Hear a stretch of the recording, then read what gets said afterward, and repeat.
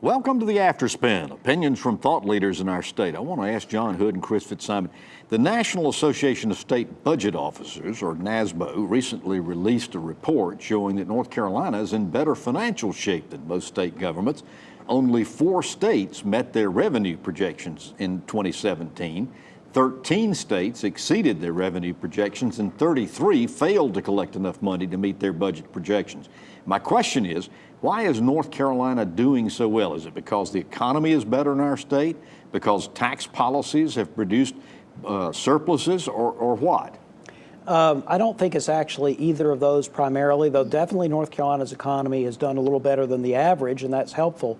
The main reason North Carolina has had surpluses in recent years is because our revenue forecasts have been conservative. They've been carefully vetted. They haven't been pie in the sky kinds of estimates. They've been things that people were comfortable with in both parties, and we ended up overperforming our underestimates. And that's always what you want. You want to be pleasantly surprised, not unpleasantly shocked. We used to call it the April surprise, if I remember correctly. It's not much of a surprise in recent years. We've always had a surplus of some amount. Chris, what's your take on that? Well, my take isn't that much different. I don't think this means we have a better budget. I still think we aren't passing the kind of budgets that we want, but I do think if we're going to have a goal, we should, a revenue projection, it ought to be accurate.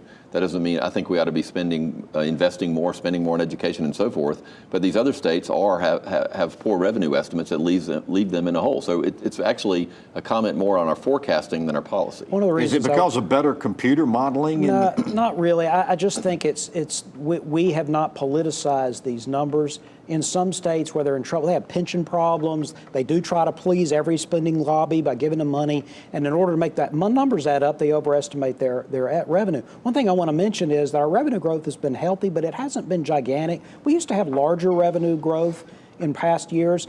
Some of what happened with tax reform in 2013 is it has evened out the cycle. When you have one marginal income tax rate, you don't have bracket creep up, so you don't have a supercharged revenue growth in up years. But when we have the next recession, we're going to appreciate the fact that it won't bust as fast either, because you won't have people creeping down the brackets. So it has smoothed it out a little bit, and that's helpful too.